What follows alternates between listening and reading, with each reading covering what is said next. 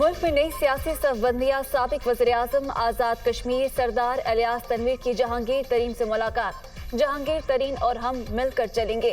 आने वाले दिनों में अच्छी चीजें देखने को मिलेंगी। नई पार्टी के हवाले से काम जारी है। पीटीआई छोड़ने वाले चेयरमैन की सियासत को छोड़ रहे हैं। 9 मई के वाकयात की जितनी मजम्मत की जाए कम है।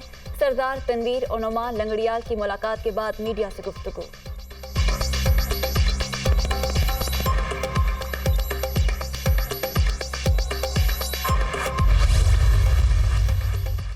परवेज इलाही के लिए मुस्लिम लीग काफ के दरवाजे बंद। बेहतर होगा वो अपनी कोई नई जमात बनाएं। खानदान में वापसी पर खुशामदेद कहेंगे। चौधरी शाफे हुसैन का दो टोक जवाब। किसी के साथ इतिहाद और सीट एडजस्टमेंट पर अभी कोई बात नहीं हुई। जो करप्ट है उसके खिलाफ कार्रवाई होनी चाहिए। चौधरी सरवर की मीडिया से गुफ्तगू।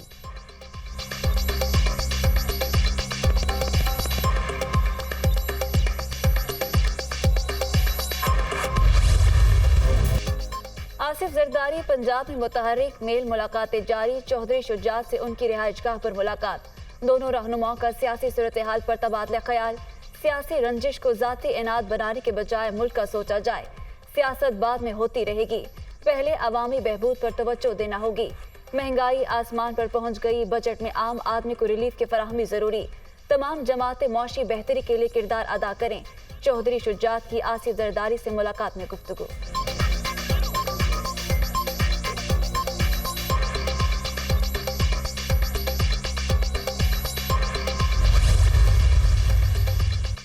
हमारी जमात के सब लोगों को गिरफ्तार किया गया। हिसाब देने की बारी आई तो झूठ का चूरन बेच रहे हैं। 4 साल तक मुल्क में इंतशार का दौर रहा।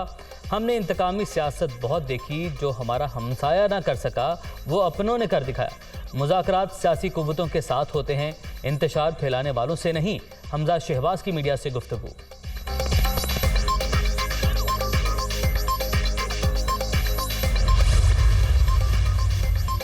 पीटीआई में हाशिम डोगर ग्रुप भी सामने आ गया। साबिक खिलाड़ियों और टिकट होल्डर्स का अहम इजलास आज तलब। इजलास के मकाम और वक्त को पोशीदा रखा जा रहा है। हम पीडीएम या नून लीग के साथ हर के साथ नहीं मिलाएंगे। 35 से ज्यादा रहनुमा हमारे साथ हैं। आज के इजलास के बाद प्रेस कॉन्फ्रेंस में अगले लाइहा अमल का ऐलान करेंगे कर्नल रिटायर्ड हाशिम डोगर।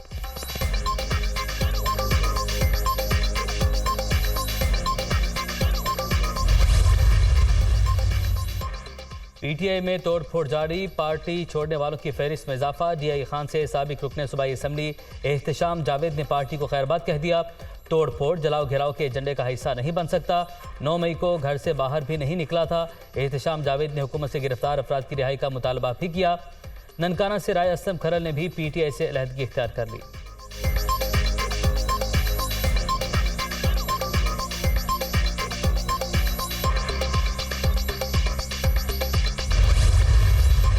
हमारी पहली प्रायोरिटी अब तक टीम की जो है वो यही होती है कि जी गवर्नर साहब उसमें एक प्रोएक्टिव ऑब्वियसली हैं, क्योंकि पेमेंट जो है एक्सटर्नल सारी वो उनकी मैनेजमेंट है। तो हम बिल्कुल सबसे पहली प्रायोरिटी है कि जी कोई हमारी पाकिस्तान की जो सॉवरेन कमिटमेंट है उसमें कोई डिले ना हो एक दिन की भी। तो अल्हम्दुलिल्लाह इतने पूरे अरसे में ये कोई ऐसी किसी किस्म की डिले नहीं हुई। कुछ लोगों को शौक है कि वो डेट्स देते रहते हैं। पिछले मैं 1 साल से देख रहा हूँ कि फलां महीने में डिफॉल्ट हो जाएगा, फलां महीने में इतनी देर 2 महीने रहेंगे, 3 महीने रहेंगे। उनको शर्म आनी चाहिए। मुल्क के डिफॉल्ट होने की तारीखें देने वालों को शर्म आनी चाहिए। मसाइल एक रोज में हल नहीं हो सकते। कोशिशें आवाम को रिलीफ दें। गैर मुल्की अदायगियाँ वक्त पर करें। महंगाई का बोझ गरीब आवाम पर पड़ता है। पाकिस्तान को तरक्की की राह पर गामजन करेंगे। मुल्क को मिलकर मुश्किलात से निकालेंगे। अब तक मुश्किल तरीन इस्लाहात हम कर चुके हैं। मौशी मुश्किलात का सामना है, मगर उम्मीद है इन मुश्किल हालात से निकलेंगे। चैलेंजेस से निपटने के लिए वक्त दरकार है। 9 जून को वफाकी बजट पेश करेंगे वजीर खजाना इसहाक डार।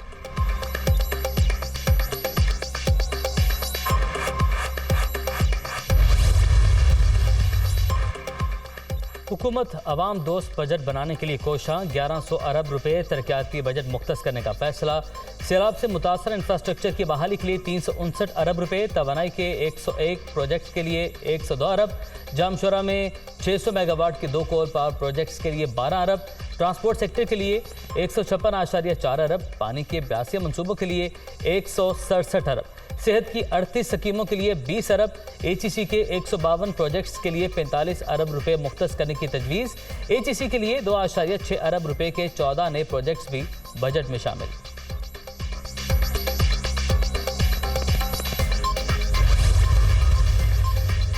बच्चों का इंपोर्टेड दूध मजीद महंगा होने का इम्कान। आइंदा माली साल के बजट में बच्चों के इंपोर्टेड दूध पर सेल्स टैक्स बढ़ाने की तजवीज़।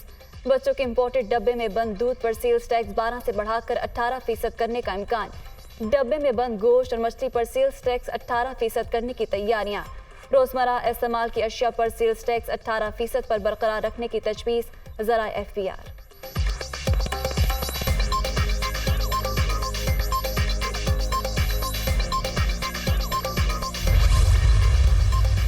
हम सब आइन के ताबे हैं, आइन हमारे ताबे नहीं है। कानून से तो कोई बड़ा नहीं है, ये जो एक आइन से भी कोई बड़ा नहीं है। इस तरह का जोम होना, ख्याल होना कि आइन हमें दस्तक दे रहा है और हम आइन से बड़े हैं, तो ये सोच जो है ये गैर आइनी सोच है। चंद मखसूस लोग जिनके बारे में कि हम ख्याल का लफ्ज़ इस्तेमाल हो रहा है और वो इस वक्त रियासत को और रियासती इदारों में एक इस किस्म का एक पैटर्न उनके फैसला जात में नज़र आ रहा है कि लगता है जैसे कि वो किसी मखसूस सियासी धड़े की तरफ कोई नर्म गोशा रखते हैं। हम सब आइन के ताबे हैं, आइन हमारे ताबे नहीं। कानून और आइन से कोई बालातर नहीं। रियासती इदारों के खिलाफ मुनज़्ज़म मुहिम चलाई जा रही है। हम सब की पहली ड्यूटी रियासत से वफादारी है। एक सियासी धड़ा रियासत और इदारों को कमज़ोर करने में मसरूफ़ है। रियासत विफाक की हुकूमत और पार्लिमान है। कानून साजी का अदलिया से कोई ताल्लुक़ नहीं। मुआविन खुसूसी इरफान कादिर की प्रेस कॉन्फ्रेंस।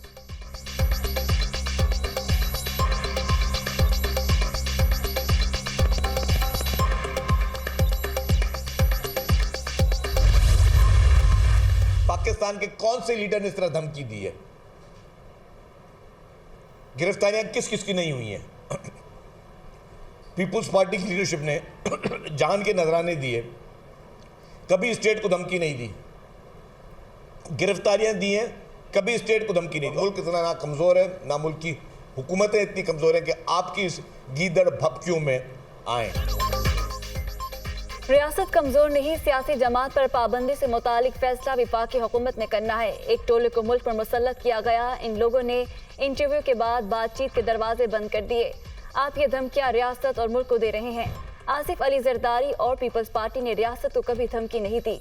शर्जील मेमन की प्रेस कॉन्फ्रेंस।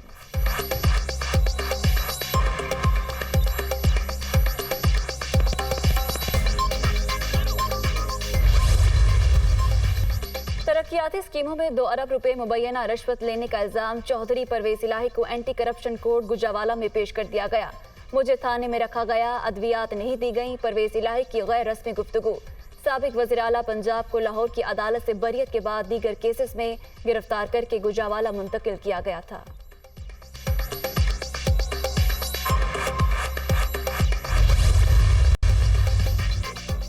दो तरफा ताल्लुकात के इस्तेहकाम का मिशन। वज़ीर-ए-आज़म का सरकारी दौरे पर तुर्किया पहुंचने पर पुरतपाक इस्तकबाल। अंकारा एयरपोर्ट पर पाकिस्तानी सफ़ीर और तुर्क हुकाम मौजूद थे।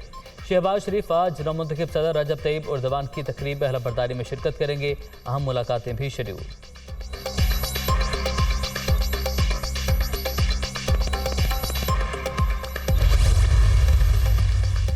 तुर्किया के नवमुंतखब सदर रजब तैयब उर्दवान आज ओहदे का हल्फ उठाएंगे। हल्फबरदारी की तकरीब की तैयारियां मुकम्मल। तकरीब में सेक्रेटरी जनरल नेटो, अमीर कतर, सदर आज़रबाईजान और स्पीकर रूसी पार्लियामेंट समेत दीगर आलमी रहनुमा शिरकत करेंगे।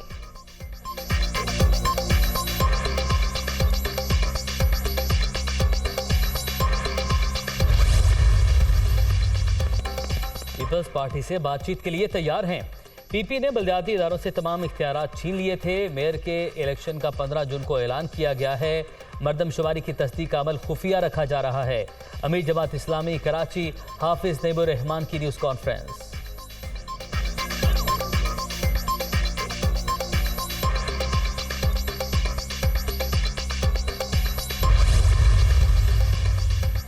आसिफ जरदारी पर कत्ल की साजिश के इल्जामात का केस शेख रशीद पर आज भी फर्द जुर्म आयद न हो सकी। साबिक वज़ीर दाखिला की हाजिरी से इस्तिस्ना की दरख्वास्त मंजूर। जुडिशल मजिस्ट्रेट अब्बास शाह ने केस की समाअत 10 जुलाई तक मुलतवी कर दी।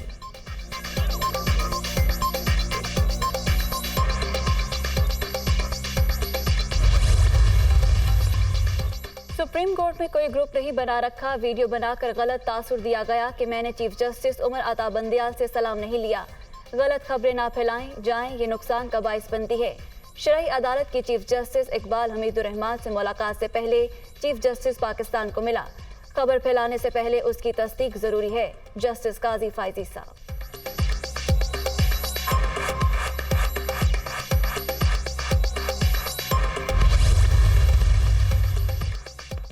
पंजाब हुकूमत की कोशिशें रंग ले आई। पंजाब में 10 बरस बाद तकरीबन 45 लाख एकड़ से जायद रकबे पर कपास काश्त करने का हदफ हासिल। निगरान वज़ीर आला पंजाब मोहसिन नकवी का कपास की बुआई के ज़ेर काश्त रकबे में इजाफे पर इत्मीनान का इजहार। पंजाब में काटन के काश्तकारों को अच्छे निर्ख की अदायगी यकीनी बनाएंगे। मोहसिन नकवी की ज़ेर सदारत इजलास। वज़ीर आला का सूबे भर में जाली ज़रई अद्वियात के इंसदाद के लिए भरपूर क्रैकडाउन का हुक्म।